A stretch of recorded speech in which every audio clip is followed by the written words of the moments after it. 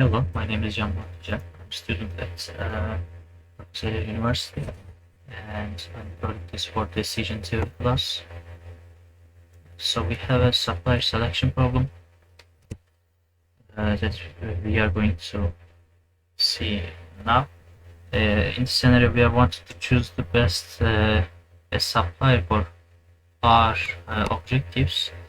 And we have four criteria. The first one is price. We want price to be lower, and the second one is quality. We want that to be higher, and the third one is delivery time. We want delivery time to be lower, and the fourth one is reliability. We want reliable scores to be higher, and these are the data these are the data that is given in the problem. And as you can see, for example, for supply price, for the price, it differs from the others way too much, so we should normalize the data, but I will explain that later. First, we must determine our weighted criteria weights. So I defined 5 as the highest importance and 1 as the lowest importance and 3 for the equal importance. So in this matrix, for C1, which means price has greater importance than delivery time and greater importance than reliability and lowest importance than quality. These are my assumptions. And for the quality, it has highest importance than delivery time, highest importance than reliability, and for delivery time, it has lower importance than reliability. Those are my assumptions, and those are just 1 divided by these numbers. For the matched numbers, C1, C3, C3, C1. So, based on these assumptions, we will calculate these numbers. How we can calculate this number is by dividing this number by the total of those all C1 numbers, and we apply that steps for all of the criteria, and we sum the number we get for all criteria, and this means the criteria weight of C1, and this means the criteria weight for C2, and it repeats again and again. So we find criteria weights, but we must calculate if we can use that as our criteria weights, or we should change something here. To be able to do that, we find the actually I can't remember how I can find that. You will see in my Excel sheet, and we will find the total divided by the criteria weights, and average of these gives us the lambda max, and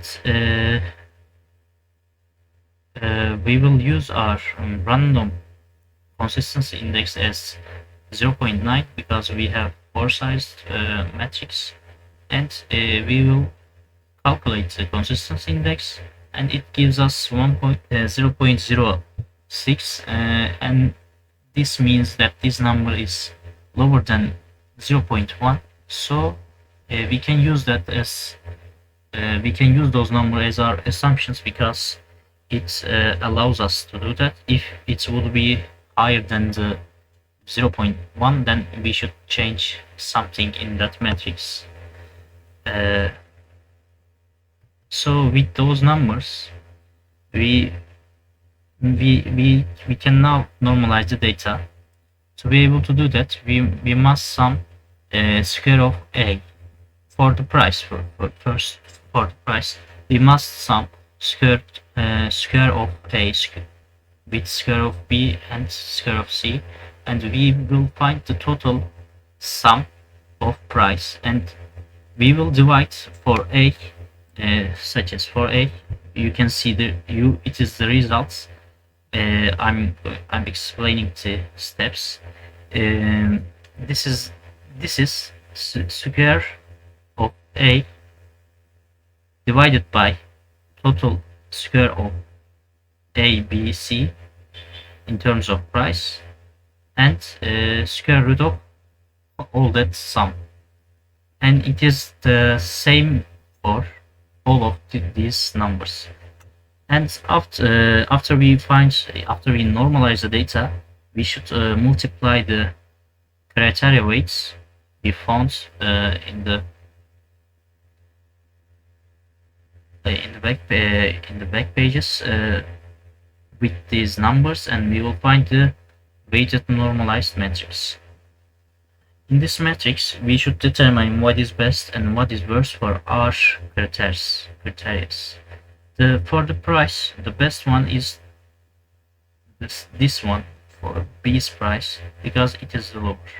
For quality, best one is again B's one because it is higher. For the delivery time, the best one is again B's delivery time because it is the lowest. For the reliability, the best one is A's reliability because it is highest. And for the worst scenarios, you can just repeat the steps. It will give you these numbers. So SI plus means we will sum the difference of all critters from this best scenarios, best alternatives. So for A, we will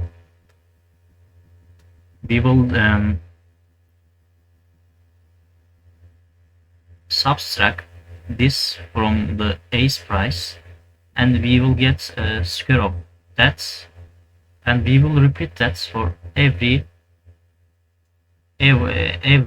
criteria here. And after we do that, we will just get square root of that number, and it will give us this number, and we will reply that for B and for C. And for the worst, we will do that with just these numbers, V minus. So based on these numbers, we will calculate performance score, which means we will divide SI minus by sum of these two, SI plus and SI minus, and we will see numbers. We will see P scores, and we want P score to be higher. If it is the highest, then it is our first choice. For this example, it is B, which is the highest, and it is A, which is the second highest, and it is C, which is the lowest. So our ranking would be like this. We would choose B in terms of those assumptions. Thank you for watching.